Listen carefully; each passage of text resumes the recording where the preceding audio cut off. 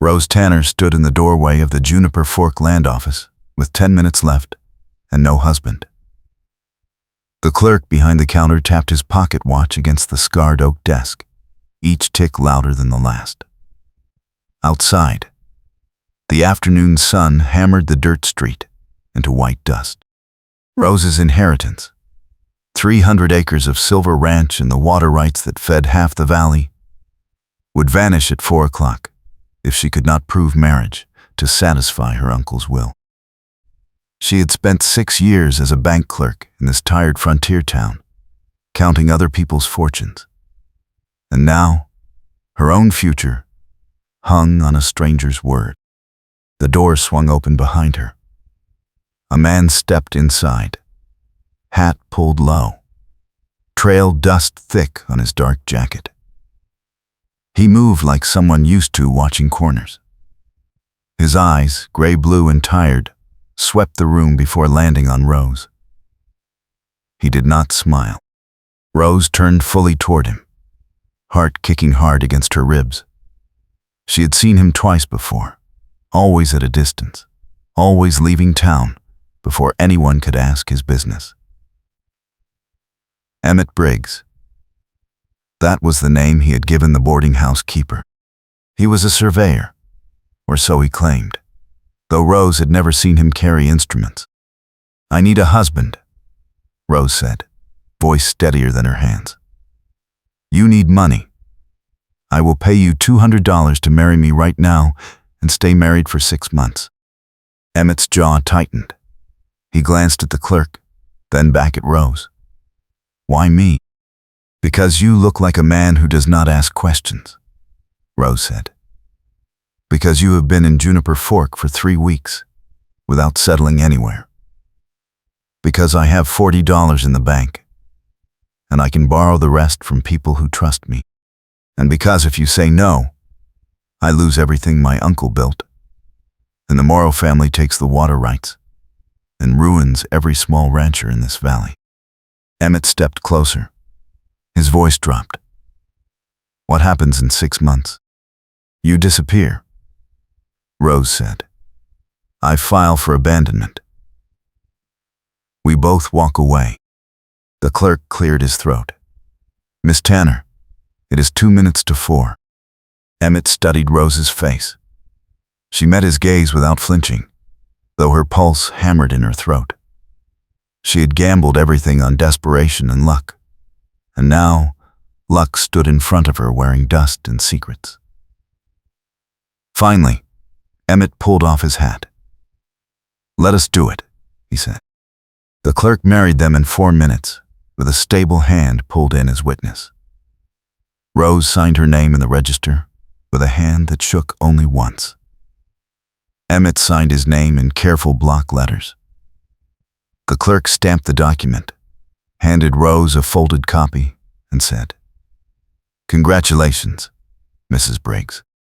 Rose felt the weight of the paper in her hand and the weight of the lies she had just sworn. She turned to face Emmett. He was already moving toward the door. "Wait," Rose said. "We need to go to the bank. I have to show the deed holder I am married before they close." Emmett stopped. "How far?" 2 blocks. They walked side by side through the heat, neither speaking. Rose felt eyes on them from every storefront. Juniper Fork was a town of 600 souls, and everyone knew Rose Tanner, the quiet bank clerk, who never smiled at the wrong men and never caused trouble. Now she had married a drifter in a land office, with no family present and no celebration. The gossip would burn through the valley by nightfall. Rose did not care. She had her claim. The bank manager, a soft man named Calloway, looked at the marriage certificate with his mouth pinched tight. "This is very sudden, Miss Tanner." "Mrs. Briggs," Rose corrected. "And my uncle's will was very clear. I had to be married by today." "I am married." Calloway's gaze slid to Emmett. "And you are?" Her husband, Emmett said. His voice was flat, offering nothing. Calloway hesitated, then pulled out the deed to Silver Ranch. He signed the transfer in silence and pushed it across the desk. Rose picked it up, folded it carefully, and tucked it into her apron pocket. "Thank you," she said. Outside, the sun had dropped lower, painting the storefronts orange. Rose stopped in the middle of the boardwalk. Emmett turned back, waiting. "I will take you to the ranch now," Rose said. "You can stay in the bunkhouse. I will pay you $50 now, and the rest in installments as I sell stock." Emmett took the bills without counting them. All right. They rented a wagon from the livery and drove west out of town. The road climbed through dry grassland, dotted with juniper and sage. Rose kept her hands steady on the reins. Emmett sat beside her, silent, watching the horizon. After 20 minutes, Rose turned the wagon onto a narrower track that led through a shallow draw. Ahead, a cluster of buildings appeared, weathered wood and stone set against the base of a low ridge. The main house was small but solid, 2 rooms with a porch facing east. The barn needed paint, and the corral fence sagged in 2 places. But the well was good, and the pasture stretched for miles. "This is it," Rose said. "Silver Ranch." Emmett climbed down without comment. Rose led him to the bunkhouse, a long, narrow building with 4 cots and an iron stove. It smelled like old smoke and dust. "You can sleep here," Rose said. "There is a pump behind the barn. Supper is at 6 if you want it." "I will manage," Emmett said. Rose turned to go, then stopped. "One more thing. Tomorrow we ride into town and let people see us together. If anyone questions this marriage, we both lose. You need to look like you belong here." Emmett's expression did not change. "Understood." Rose walked back to the house alone. Inside, she lit the stove and made cornbread and beans, her hands moving through familiar motions while her mind raced. She had a deed, a husband, and 6 months to turn a struggling ranch into something that could survive. She also had a forged addendum to her uncle's will, carefully inserted by a lawyer in Silver City, who owed her a favor and did not ask questions. The addendum granted water rights to Silver Ranch in perpetuity, overriding a prior agreement with the Morrow family. Rose had signed her uncle's name herself, late one night in the bank office with her hand cramping and her chest tight with fear. If anyone discovered the forgery, she would hang. She ate alone at the small table, watching the last light drain from the sky. Outside, a lantern flickered to life in the bunkhouse. Rose wondered what kind of man agreed to marry a stranger for money without negotiating terms. She wondered what Emmett Briggs was running from. Then she closed the shutters and went to bed, because wondering would not keep her safe. The next morning, Rose woke before dawn and milked the cow, fed the chickens, and checked the irrigation ditch that ran from the spring at the base of the ridge. The water flowed clear and steady, the lifeblood of the ranch, and the reason the Morrows wanted her gone. By the time the sun cleared the eastern hills, Rose had changed into her second blouse, pinned her braid up, and hitched the wagon. Emmett emerged from the bunkhouse as she finished, hat on, jacket brushed clean. He looked like he had slept in his clothes, but his eyes were sharp. "Ready," Rose said. They drove into Juniper Fork together, the silence between them heavy, but not hostile. Rose parked in front of the general store. Inside, she bought flour, coffee and lamp oil while the storekeeper's wife watched Emmett with undisguised curiosity. Rose paid, then took Emmett's arm as they stepped outside. She felt him stiffen, but he did not pull away. They walked the length of the main street, past the saloon and the blacksmith and the church, Rose nodding to neighbors and Emmett silent at her side. At the far end of town, a man stepped into their path. He was tall and broad-shouldered, with a rust-colored beard and small dark eyes. His name was Jack Morrow, and he owned the largest ranch in the valley. Behind him stood two hired men, both armed. "Heard you got married, Rose," Jack said. His voice was friendly, but his eyes were not. "Congratulations." "Thank you," Rose said. Jack looked at Emmett. "You must be the surveyor." "Funny, I never heard of any survey work happening around here." "I go where the work is," Emmett said. Jack smiled without warmth. "Well, the work around here is about to dry up. See, Silver Ranch has been using water that belongs to my family for 3 years. Your uncle and I had an agreement, Rose. He was going to sell me those water rights before he died. Now I hear you got some paper that says different." "My uncle's will was clear," Rose said.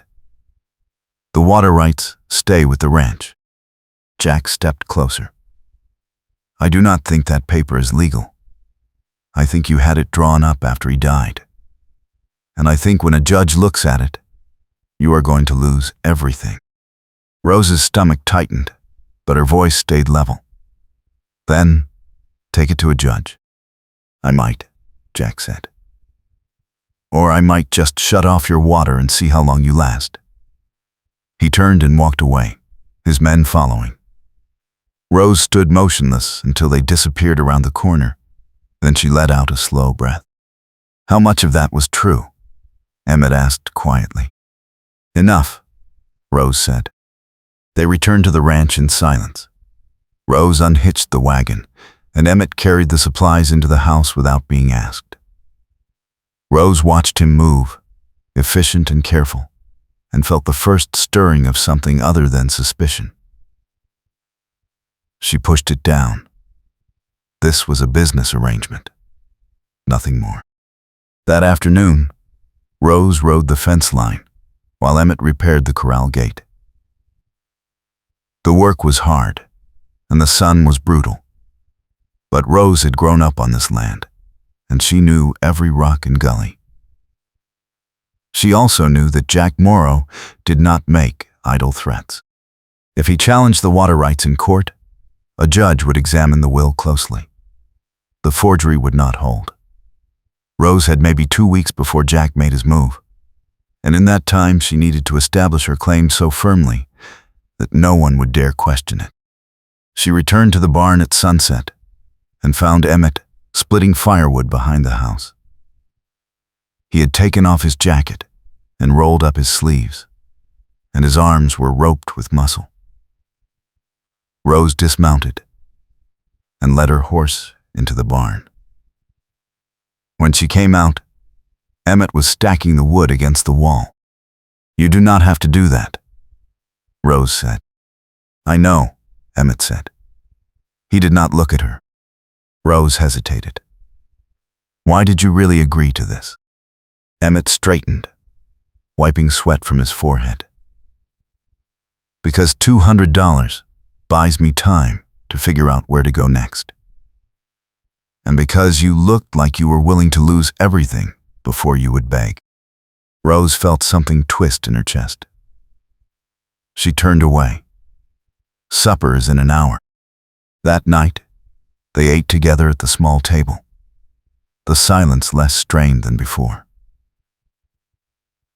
Emmett asked about the ranch, and Rose explained the irrigation system, the herd count, and the neighbors who depended on Silver Ranch's water access. Emmett listened without interrupting, and when Rose finished he said, "Jack Morrow is not going to let this go." "I know," Rose said. You have a plan. I have 6 months to sell enough stock to pay off debts and prove I can run this place, Rose said. If I can do that, people will back me when Jack makes trouble. And if you cannot, then I lose, Rose said. Simple as that. Emmett nodded slowly. What if I help you? Rose looked up sharply. Why would you? Because I have 6 months to kill, Emmett said. And because I know what it is like to lose everything and have no one believe you deserve better. Rose studied his face, looking for the lie, but found only weariness. All right, she said.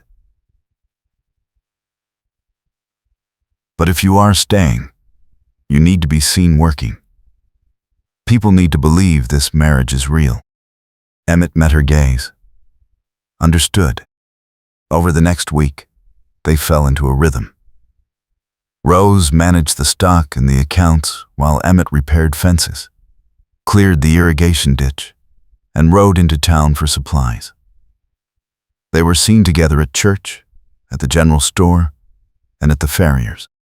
Rose felt the weight of scrutiny everywhere they went, but she also saw the slow shift in people's faces. Emmett worked hard, spoke little, and did not drink. He treated Rose with quiet respect, and that was enough for most folks to accept him. But Jack Morrow did not accept anything.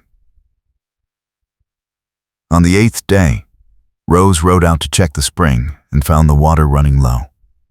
She followed the ditch upstream and discovered that someone had diverted the flow with rocks and brush, sending half the water into a runoff channel that fed Morrow land. Rose dismounted and started pulling the rocks away, her hands bleeding by the time she cleared the blockage. The water surged back into the ditch, muddy and fast. She turned at the sound of hooves and saw Emmett riding hard toward her. He dismounted before his horse stopped moving and dropped to one knee beside her. What happened? Someone blocked the spring, Rose said. Probably last night. Emmett looked at the diverted channel, then back at Rose. Her hands were scraped raw, and her skirt was soaked with mud. He pulled a bandana from his pocket and wrapped it around her right hand without asking permission. His touch was careful, almost gentle. Rose felt her breath catch. This is not going to stop, Emmett said. I know, Rose said. Then, we need to make it stop. Rose met his eyes. How? We find out who did this, and we make it clear there will be consequences, Emmett said. His voice was calm, but there was steel underneath. I can do that if you want. Rose shook her head. No. If you hurt someone, Jack will use it to prove I am dangerous. We have to be smarter. Emmett stood and offered his hand. Rose took it and let him pull her to her feet. They stood close, the sun hot on their shoulders, the sound of water rushing between them.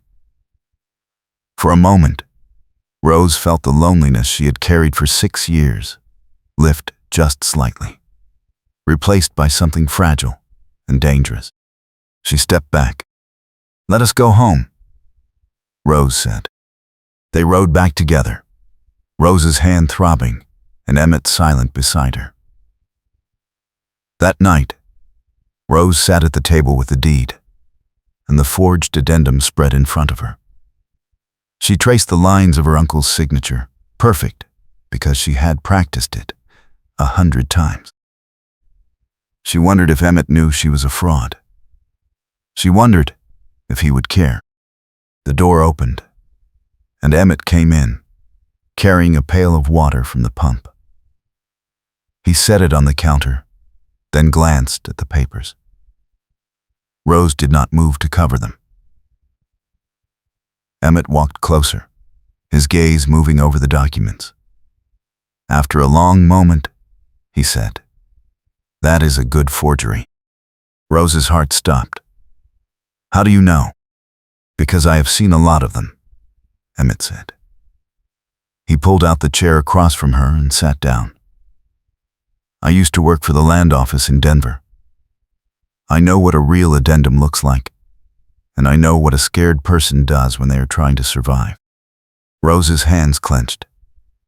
Are you going to turn me in? No, Emmett said.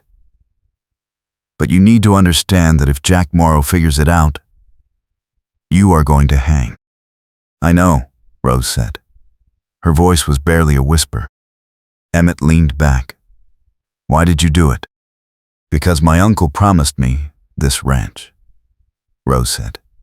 He raised me after my parents died, and he told me I would always have a home here.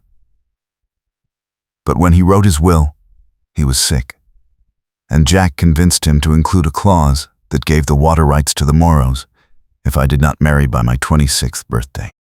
My uncle thought I would find someone. He did not know that every man in this valley sees me as the bank clerk who counts their debts. He did not know that I have spent 6 years being careful and polite and invisible so no one would call me difficult or ruined. So I forged the addendum, because it was the only way to keep what should have been mine in the first place. Emmett was silent for a long time. Then he said, I left Denver because I falsified a survey report. A cattle company wanted to claim land that belonged to a Ute family, and they paid me to move the boundary markers. I did it because I needed the money, and I told myself it did not matter. Then I saw the family get forced off their land, and I realized I was the kind of man who sold people's lives for $100.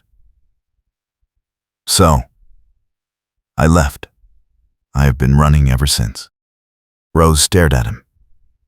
Why are you telling me this? Because you trusted me with your secret, Emmett said. And because I think we are both trying to be better than the worst thing we ever did. Rose felt tears prick her eyes, but she blinked them back. What do we do now?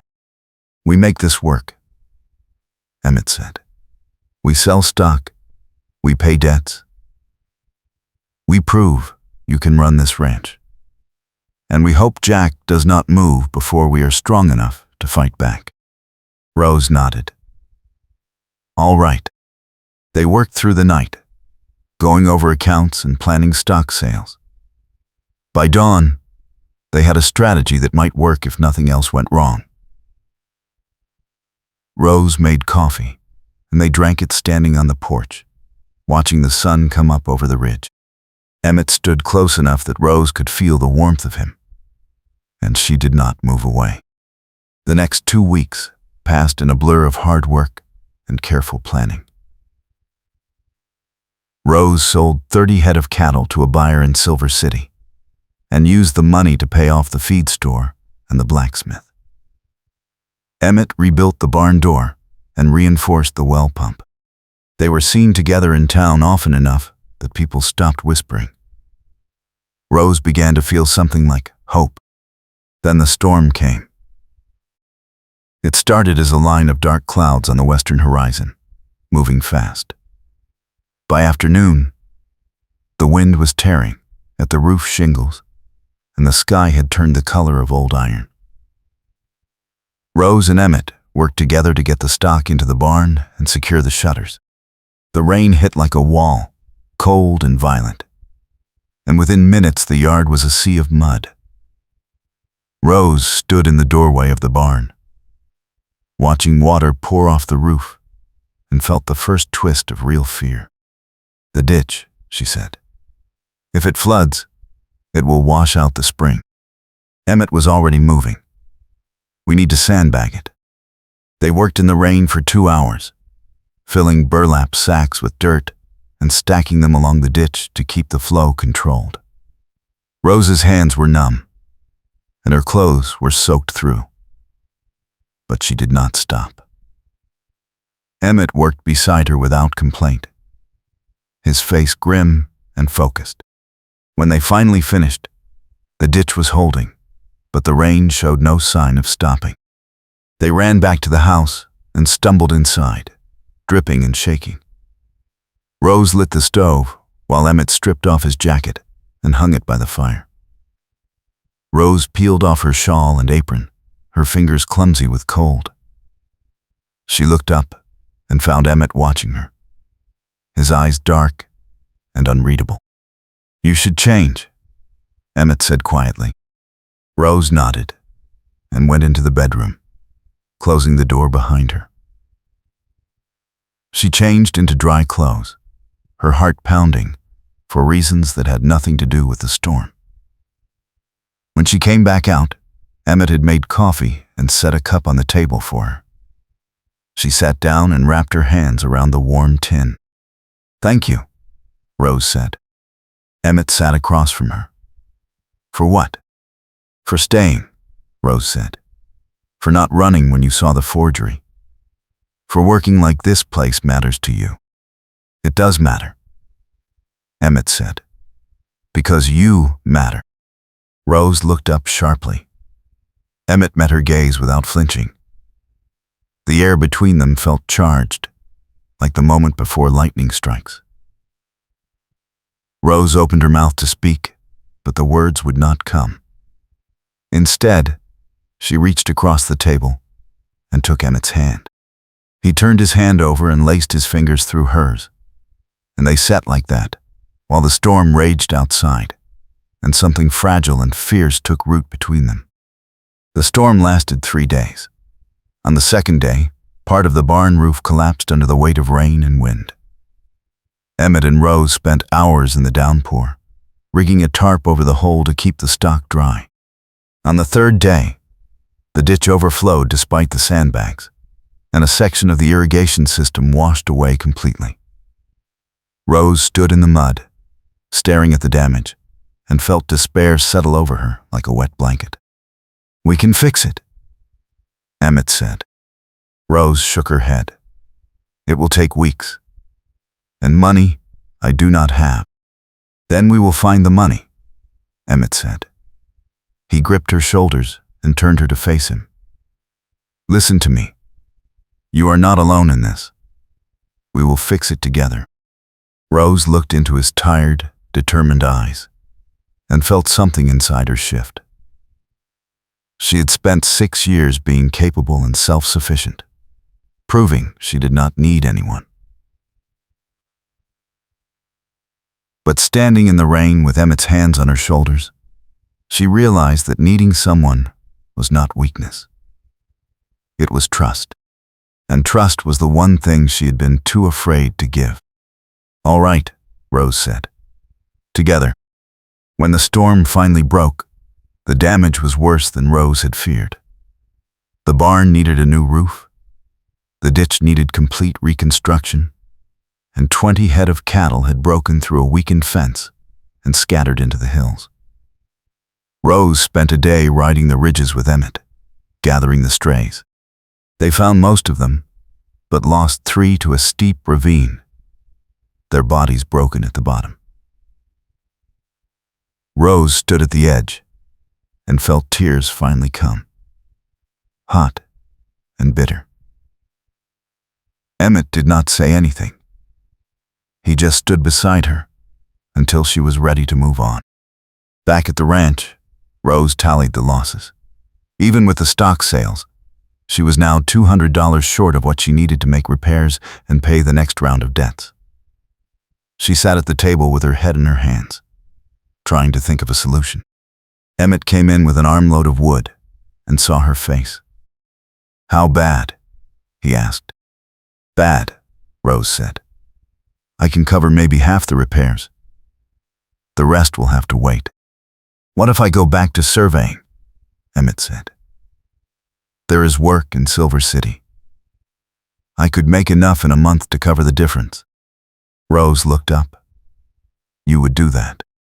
"Yes," Emmett said. Rose stood and crossed the room.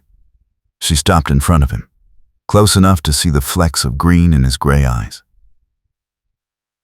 "I do not want you to go," she said quietly. Emmett's expression softened. "I do not want to go either." "Then stay," Rose said. "We will find another way." Emmett reached out and tucked a loose strand of hair behind Rose's ear. His hand lingered, his thumb brushing her cheek. Rose felt her breath hitch. She knew she should step back, should keep this arrangement businesslike and safe. But she was tired of being safe. She leaned into his touch, her eyes closing for just a moment. The door banged open. Rose and Emmett jumped apart.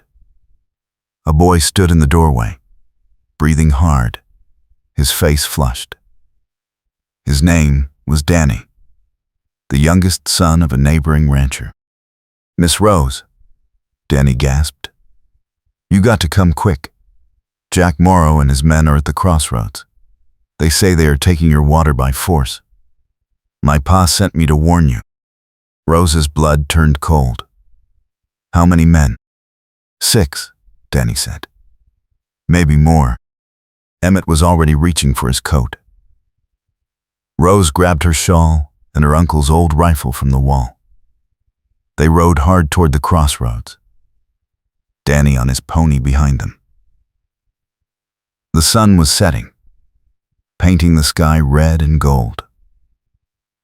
Ahead, Rose saw figures gathered near the spring, horses tied to scrub trees. Jack Morrow stood in the center, shouting orders. His men were digging a new channel, diverting the water away from Silver Ranch entirely. Rose dismounted and strode forward, rifle in hand, but not raised. Jack saw her and grinned. "Evening, Rose," Jack said. "Just taking what is mine." "That water is not yours," Rose said. "My claim is legal." "Your claim is a lie," Jack said. "I had a lawyer look at that addendum. The signature does not match your uncle's hand. You forged it, Rose. And when I prove it, you are going to hang." Rose's heart hammered, but her voice stayed steady. "Then, prove it in court." "I do not need a court," Jack said. "I just need to shut off your water and wait for you to leave. Or die trying to stay. Either way, Silver Ranch is finished." Emmett stepped forward. "You touch that spring, and I will kill you." Jack laughed. "You? You are a nobody. A drifter who married a desperate woman for money. You do not have the sand to kill anyone." Emmett's expression did not change. "Try me." The air went tight. Jack's men shifted, hands moving toward guns. Rose raised her rifle, not aiming at anyone but making it clear she was ready. For a long moment, no one moved. Then, hooves sounded from the west, and 3 riders appeared, moving fast. Rose recognized them. Small ranchers who depended on Silver Ranch's water access. They pulled up beside Rose, rifles across their saddles. "We heard there was trouble," one of them said. "Figured you might need a hand, Rose." Jack's grin faded. He looked at the new arrivals, then at Rose, then at Emmett. "This is not over," he said. "Yes, it is," Rose said. "You leave my water alone, or I go to the marshal and tell him you have been sabotaging my ranch. And if that does not work, I will make sure every rancher in this valley knows you are trying to steal water that feeds half their stock. You will be finished before I am." Jack's face darkened. He turned and mounted his horse, jerking the reins hard. His men followed, their shovels abandoned, beside the half-dug channel. Rose watched them ride away, her legs shaking with adrenaline. When they were out of sight, she lowered the rifle and let out a long breath. "Thank you," she said to the ranchers. "I owe you." "You do not owe us anything," one of them said. "Your uncle was a good man, and you are doing right by his land. We will back you." They rode away into the dusk, leaving Rose and Emmett alone by the spring. Rose turned to Emmett. "You really would have killed him." "If I had to," Emmett said. Rose stepped closer. "I thought this was just a business arrangement." "So did I," Emmett said. His voice was rough. But somewhere between the land office and tonight, it became something else. Rose reached up and touched his face, her palm against his stubbled jaw. "I am glad you stayed." Emmett covered her hand with his. "I am not going anywhere." They stood like that while the stars came out, the sound of water flowing steady and clear behind them.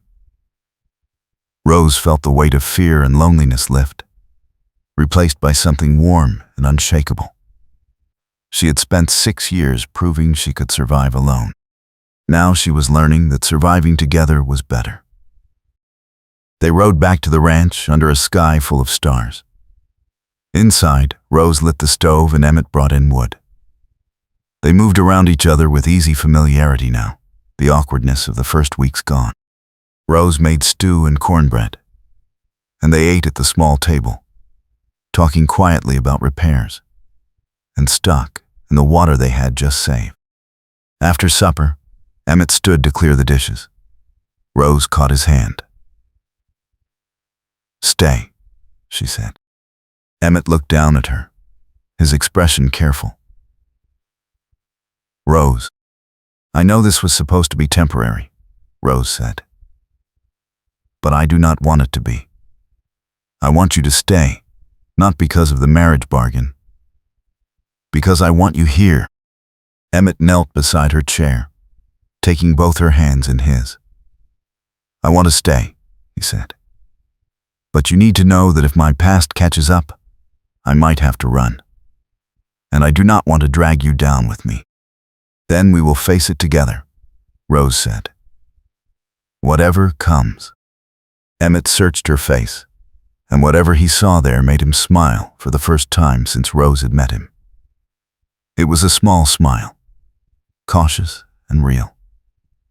He leaned forward and kissed her, slow and careful, like he was afraid she might break. Rose kissed him back, her hands sliding into his hair, and for the first time in 6 years, she felt safe. They spent that night talking by the fire, sharing stories they had never told anyone.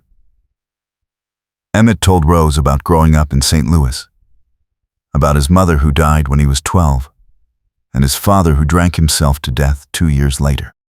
He told her about working his way west, learning to survey land, and slowly losing his sense of right and wrong, until the day he looked at the Ute family's faces and realized what he had become. Rose told Emmett about her parents, killed in a wagon accident when she was 8. She told him about her uncle, a stern but kind man who taught her to read and ride and run a ranch. She told him about the loneliness of being the only woman in the bank, the only person who saw through the friendly faces to the hunger underneath. "You were never invisible," Emmett said quietly. "You just surrounded yourself with people who refused to see you." Rose leaned her head against his shoulder. "I see you." "I know," Emmett said.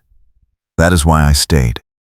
The next morning, they woke early and began the long work of rebuilding. Rose hired 2 ranch hands from town, men who had worked for her uncle and trusted her to pay fair wages. Emmett supervised the barn repairs, while Rose coordinated the irrigation work. It took 3 weeks of dawn to dark labor, but slowly the ranch began to recover. The new roof went up, the ditch was reconstructed, and the herd settled into a routine. During those weeks, Rose and Emmett grew closer in small, steady ways. They worked side by side, ate meals together, and fell into bed exhausted each night in separate rooms. But the space between them was shrinking. Emmett started staying for coffee after supper. Rose started leaning into his shoulder when they sat on the porch. They did not talk about what was happening between them. They just let it grow. Then, on a cold morning in early November, a rider came to the ranch. He was a marshal from Denver, a hard-faced man with a badge pinned to his coat. He dismounted and walked straight to Emmett. "Emmett Briggs," the marshal said, "I have a warrant for your arrest. You are wanted in Denver for falsifying land surveys and fraud." Rose stepped forward. "No, you cannot take him." The marshal glanced at her. "Are you Mrs. Briggs?" "Yes," Rose said. "Then you should know your husband is a criminal," the marshal said. "He is coming with me." Emmett did not resist. He looked at Rose, his face calm, but his eyes full of regret. "It is all right," he said quietly. "I knew this would happen eventually." "No," Rose said. Her voice was shaking. "You cannot just take him. There has to be a trial." "There will be," the marshal said. "In Denver. He will hang if he is found guilty." Rose felt the ground tilt under her feet. She looked at Emmett, desperate for a plan, a way out. But Emmett just shook his head slightly. "Let it go, Rose." The marshal pulled out iron cuffs. Emmett held out his hands without protest. Rose watched the cuffs close around his wrists and felt something inside her break. She had spent 6 years being careful, being invisible, being safe.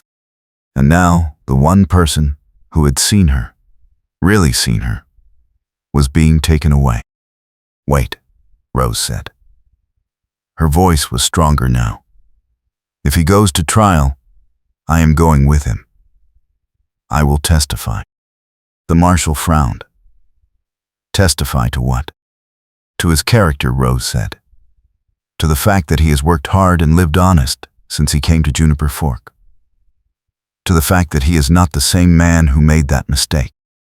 "That will not change the law," the marshal said. "Maybe not," Rose said. "But it might change the judge." The marshal considered this, then shrugged. "Suit yourself."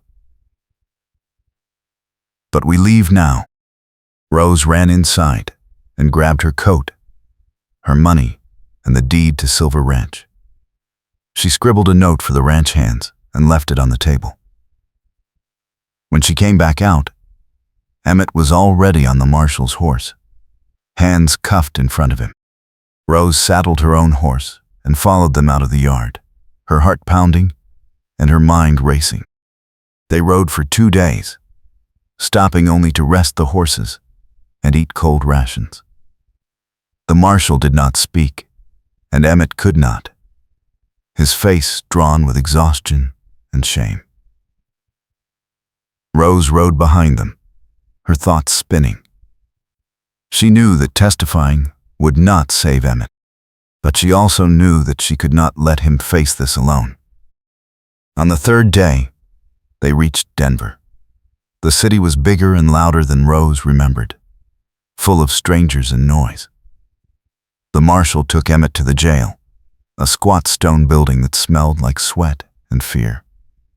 Rose followed inside and demanded to see the judge.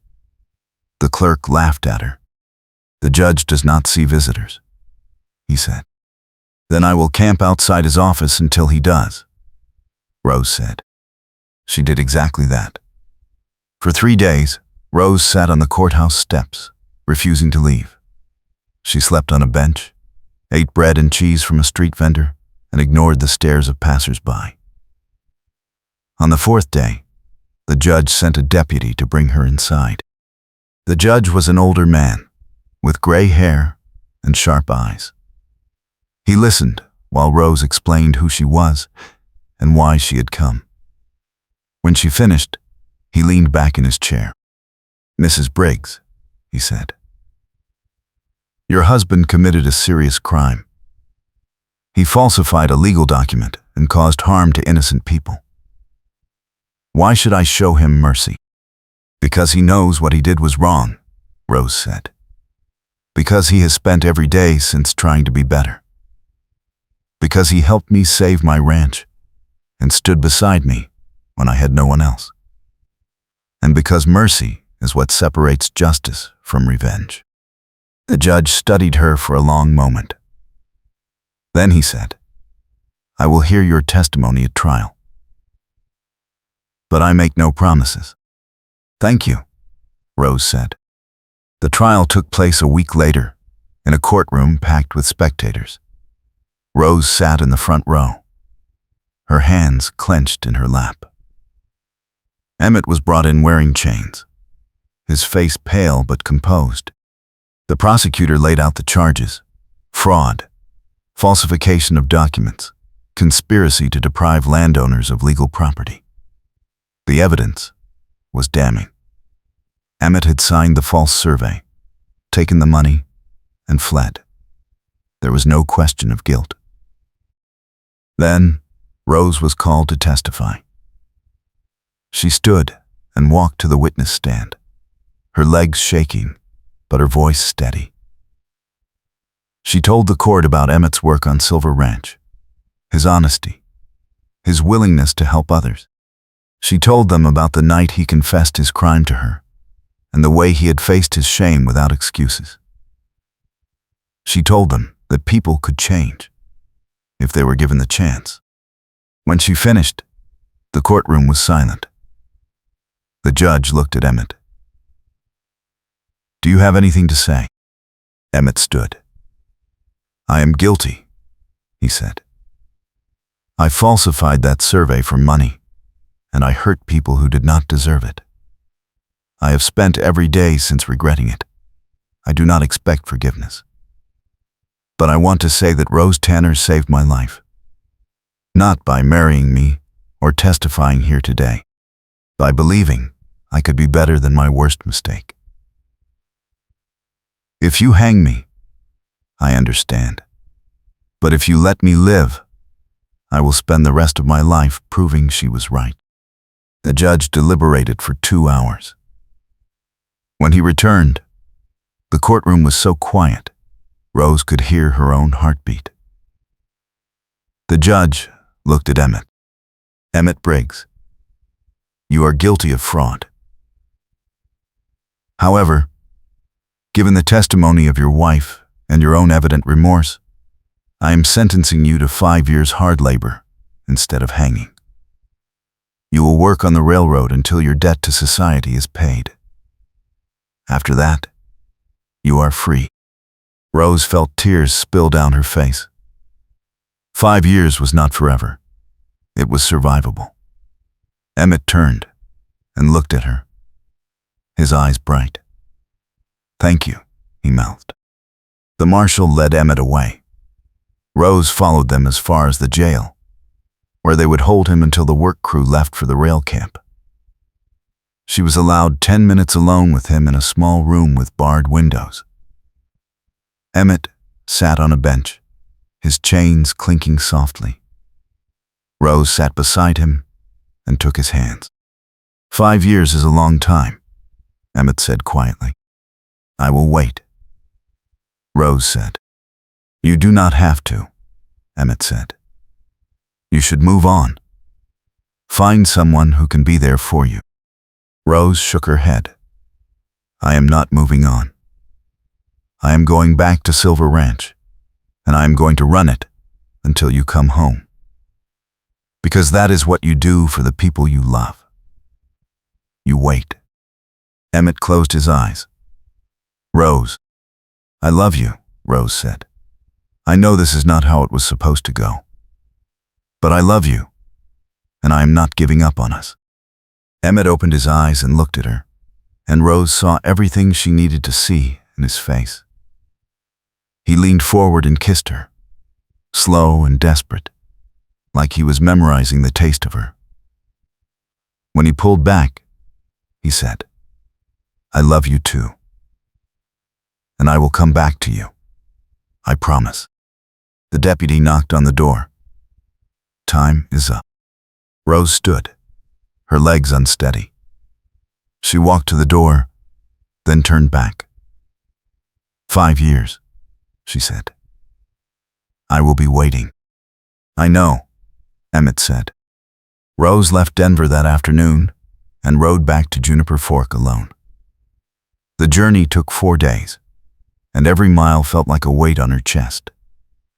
But when she finally crested the ridge and saw Silver Ranch spread out below, she felt a flicker of hope. The ranch was still there. The water was still flowing, and she had 5 years to make it into something worth coming home to. The first year was the hardest. Rose worked from dawn to dark, managing the stock, repairing fences, and dealing with creditors. Jack Morrow made one more attempt to challenge her water rights, but the small ranchers backed Rose, and Jack eventually gave up. Rose paid off her debts slowly, selling stock and saving every penny. She wrote to Emmett every week, long letters about the ranch and the weather and the things she wished she could tell him in person. His replies were short but steady, full of details about the hard labor in the mountains and the way he counted the days until he could come home. In the second year, Rose expanded the herd and hired another ranch hand. The ranch began to turn a profit, small but real. Rose put the money away, building a cushion against disaster. She also began to make friends, real friends, women in town who invited her to quilting bees and church socials. Rose was no longer invisible. She was Mrs. Briggs, the woman who had saved her ranch and stood by her husband. In the third year, Rose bought a new bull and improved the irrigation system. The ranch was thriving now, proof that she could do this alone. But she did not want to be alone. Every night, she sat on the porch and looked at the stars and thought about Emmett, somewhere out there on the rails, counting the same days. In the fourth year, Rose received a letter from Emmett saying he had been moved to a different work camp, one closer to Denver. She rode to visit him twice, long, brutal journeys that left her exhausted, but filled with the sight of his face and the sound of his voice. They sat across a table in a guarded room and talked about the ranch, about their plans, about the life they would build together when he came home. Each visit ended with Rose riding away while Emmett watched from behind bars, and each time Rose felt her heart break a little more. But she kept going, because she had promised. In the fifth year, Rose prepared the ranch for Emmett's return. She repaired the bunkhouse, stocked the pantry, and bought new furniture for the main house. She also went to the land office and filed papers officially transferring half the ranch into Emmett's name. When the clerk raised an eyebrow, Rose said, "He earned it." On a cold morning in late October, Rose stood on the porch and watched the road.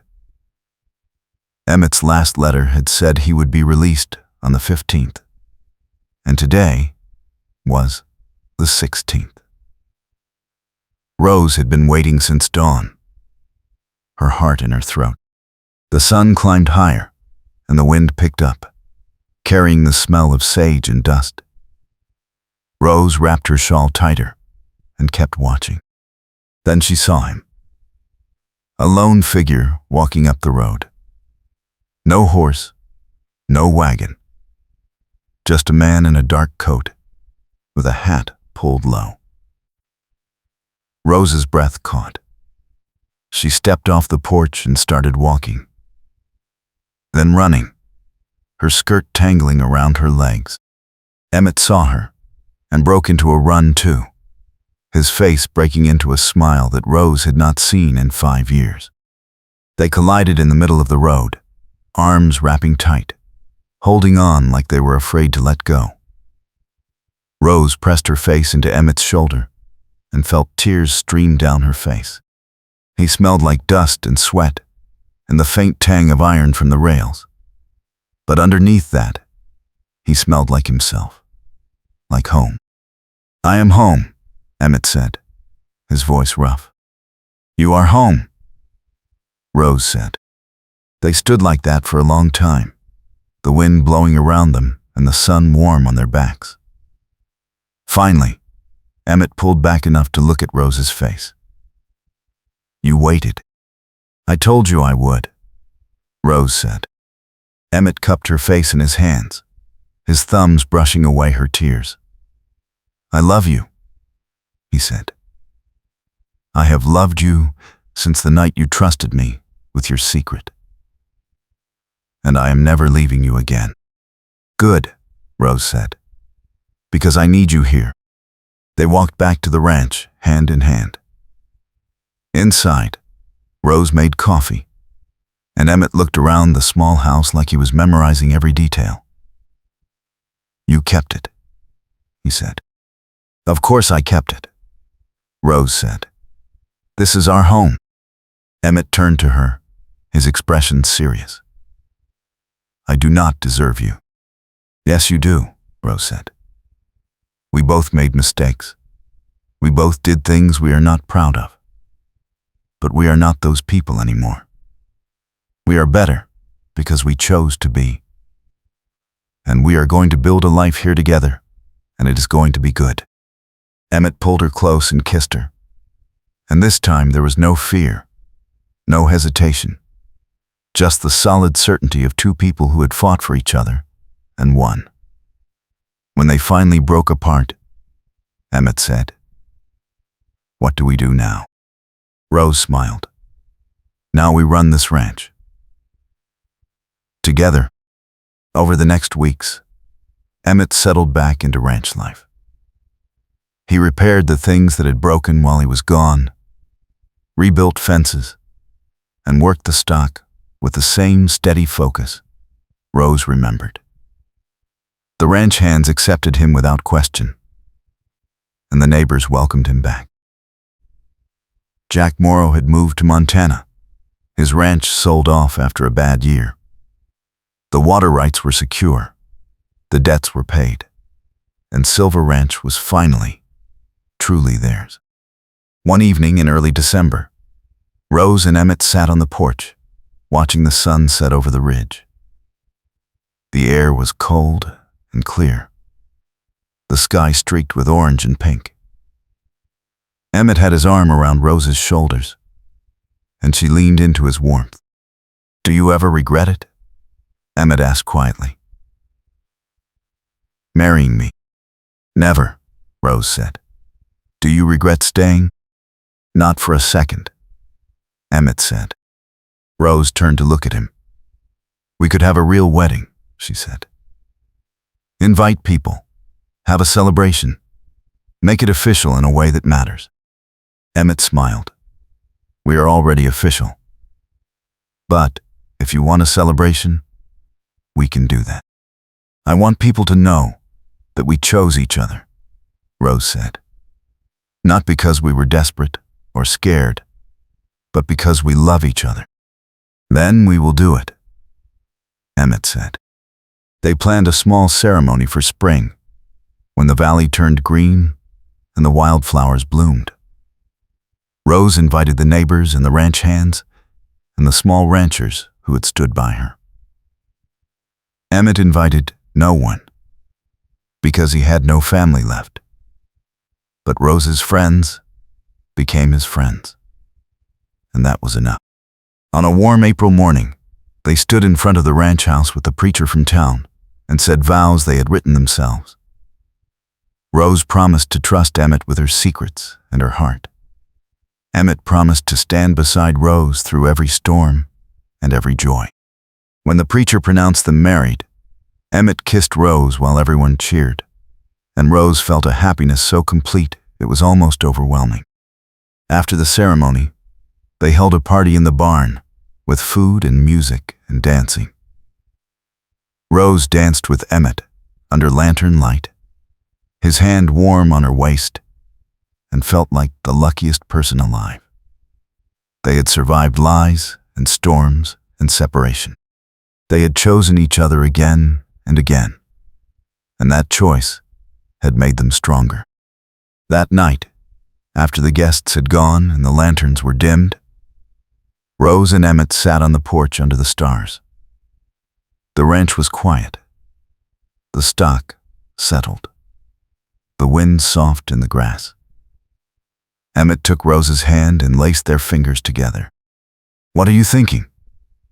Rose asked. "I am thinking that I came to Juniper Fork with nothing," Emmett said. "And now, I have everything." Rose leaned her head on his shoulder. "We have everything." They sat in comfortable silence, the stars bright overhead, the future stretching out before them, full of possibility. Rose thought about the scared woman she had been a year ago, desperate and alone, willing to marry a stranger to save her ranch. She thought about the man who had agreed to that bargain, running from his past and expecting nothing good. And she thought about how they had found each other in the middle of their worst moments and built something real out of desperation and trust. Years later, Rose would look back on that night and remember it as the moment she finally understood what it meant to be truly home. Not a place, but a person. Not safety, but trust. Not certainty, but the willingness to face uncertainty together. Silver Ranch thrived under their care. The herd grew, the land flourished, and the water flowed clear and strong. Rose and Emmett worked side by side every day, partners in every sense of the word. They faced dry summers and hard winters, sickness and setbacks, but they faced them together, and that made all the difference. On warm evenings, they would sit on the porch and watch the sunset, Emmett's arm around Rose's shoulders and her head on his chest. Sometimes they talked about the day's work or the plans for tomorrow. Sometimes they sat in silence, content just to be together. And always, Rose felt the same fierce gratitude that had taken root the day Emmett came home. They had both been lost, both been broken, and somehow they had found each other and made themselves whole. Rose never told anyone about the forged addendum. The secret stayed buried, known only to her and Emmett. It did not matter anymore. The ranch was theirs, earned through work and sacrifice and love. The past could not touch them now. On a spring morning, 10 years after their wedding, Rose stood in the ranch yard, watching Emmett teach their oldest son to ride. The boy was 6, dark-haired and serious like his father, with Rose's determination in his eyes. Emmett walked beside the pony, one hand on the boy's back, voice calm and steady. Rose felt her heart swell with love so strong, it hurt. She thought about the woman she had been, standing in the land office with 10 minutes left and no husband. She thought about the choice she had made, the gamble she had taken. And she thought about how that single desperate moment had led to this. A life full of work and laughter and love. A family she had built with a man who had seen her when no one else did. Emmett looked up and saw her watching. He smiled, and Rose smiled back. The boy waved, and Rose waved in return. The sun was warm, the grass was green, and the water flowed clear and steady from the spring that fed Silver Ranch in the valley beyond. Rose walked over to join them, slipping her hand into Emmett's free hand. The boy looked down at them and grinned. "Mama, I am doing it," he said. "You are doing great," Rose said. They stood together, the three of them, in the sunlight and the wind and the wide open space of the life they had built. Rose looked at Emmett and saw the same gratitude reflected in his eyes. They had started with lies and desperation, and a marriage bargain that should never have worked. But they had turned it into something real, something lasting, something worth fighting for. And that, Rose thought, was the best kind of love. Not the easy kind, not the safe kind, but the kind you earned through trust and choice, and the willingness to stand together when everything else fell apart. Years continued to pass, marked by seasons and storms, by children growing, and the slow, steady rhythm of ranch life. Rose and Emmett grew older together, their hands roughened by work, their faces lined by sun and laughter. The ranch expanded, the family grew, and Silver Ranch became known throughout the valley as a place of fairness and hard work. On their 20th anniversary, Rose and Emmett rode out to the spring where they had once faced down Jack Morrow and his men. The water still flowed clear and cold, the source of everything they had built. They sat together on a flat rock, watching the sunlight dance on the water. "Do you ever think about that first day?" Rose asked. "When I offered you $200 to marry me?" "Every day," Emmett said. "Best decision I ever made." "Mine too," Rose said. Emmett turned to her, his gray eyes warm. "I would do it all again. Every hard moment, every mistake, every mile, just to end up here with you." Rose kissed him, soft and sure. "So would I." They sat by the spring until the sun began to set, then rode home together through the golden light. The ranch waited for them, solid and thriving, proof of what two people could build when they chose to trust each other. Rose Tanner had started with nothing but a forged claim and a desperate hope. Emmett Briggs had started with a past full of shame and a future full of fear. Together, they had built a life that was honest and strong and full of love. They had faced danger and doubt and the weight of secrets, and they had survived. More than survived, they had thrived. And as Rose stood on the porch that evening, watching the stars come out over Silver Ranch, she knew that no matter what came next, they would face it together. Because that was what they did. That was who they were. Partners. Survivors. Lovers. Home. The wind picked up, carrying the scent of sage and grass and the promise of rain. Rose closed her eyes and breathed it in, feeling Emmett's presence beside her like an anchor and a home. They had come so far from that desperate day in the land office. They had walked through fire and storm and the long, hard years of separation. And they had come out the other side stronger, together, unbreakable. Rose opened her eyes and looked at the ranch spread out before her. The barn with its new roof, the house with its expanded porch, the pastures full of healthy stock, the water that flowed clear and steady from the spring, the children who ran through the yard with laughter and energy, the life she and Emmett had built from nothing but determination and trust. It was not perfect. There had been hard times and losses and moments of doubt.